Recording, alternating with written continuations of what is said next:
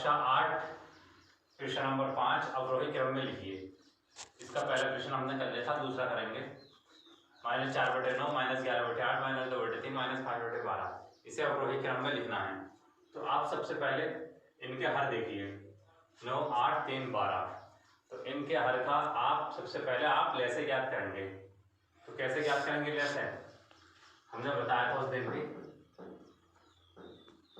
9 के टुकड़े क्या हो सकते हैं? 3 × 3।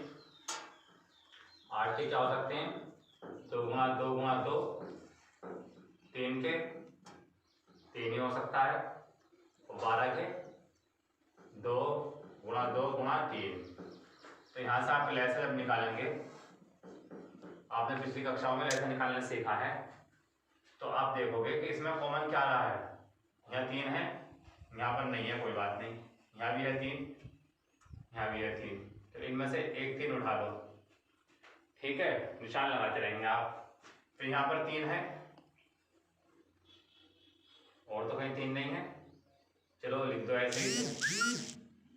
फिर यहाँ पर 2 है, यहाँ 2 है, इन दोनों 2 में से एक 2 आ गया। अब यहाँ पर भी 2 है, यहाँ पर भी 2 है, इन दोनों में से एक 2। अब बचा क्या हमारे पास? 2 बचा, उसे भी हम ऐसे लिख देते हैं। यानी लैसे ज्ञात करने के लिए हमें जो कॉमन आता है वो भी हम लिखते हैं कॉमन लेकर, और जो बचता है उसे भी आप मल्टीप्लाई में लिख देते हैं। तो देखो क्या आएगा? 3 × 3 = 9, 2 दूनी 4, 4 दूनी 8, तो 72 आ गया। लैसे क्या आ गया? 72। तो आप लिखोगे यहाँ पर 9, 8, 3 और 12 का लैस है। कितना आ गया? 72। ये आपका रफ्तार है साहब, 72 आया। अब -4/9, आपको हर एक हर को 72 बनाना है। अब मैं यहाँ पर 9 की जगह 72 लिखता हूँ। तो आप देखेंगे कि 72 हमारा कब आ रहा है? 9 से हमें किसको गुणा, किस संख्या से गुणा करनी पड़ेगी जो हमें 72 मिल जाए। तो हमें 8 से गुणा करनी पड़ रही है, तभी तो 72 मिल रहा है। जब आप यहाँ 8 से गुणा कर रहे हो तो ऊपर भी आपको 8 से गुणा करनी पड़ेगी। तो ये हो जाएगा -32/72। इसके बाद -11/8। तो यहाँ हम करना है 72।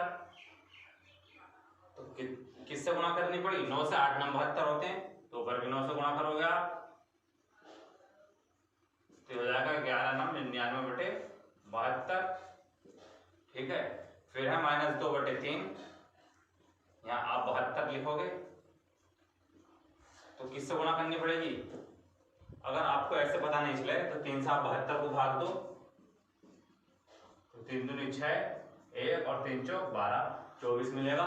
तो 24 से गुणा करनी पड़ेगी हमें 3 को, तब हमें 72 मिल रहा है। तो ऊपर भी हमें 24 से गुणा करनी पड़ेगी, तब 2 × 24, तो हो गया -48/72।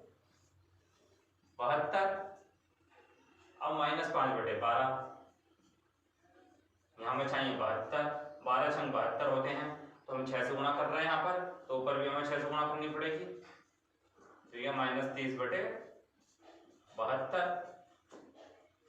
अब आप इसे अवरोही क्रम में लिखेंगे।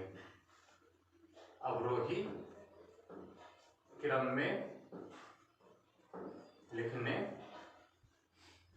पर, अवरोही क्रम में किस तरह से लिखते हैं?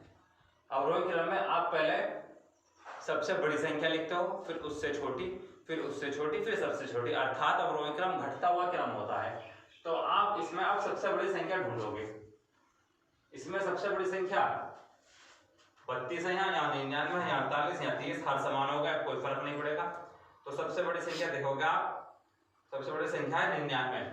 लेकिन याद रखना 99 यहाँ देखने में सबसे बड़ी तो है, लेकिन माइनस लगा हुआ है। जब यहाँ पर माइनस लग गया तो इसका उल्टा हो जाएगा, अर्थात -99/72 अब सबसे छोटी संख्या होगी।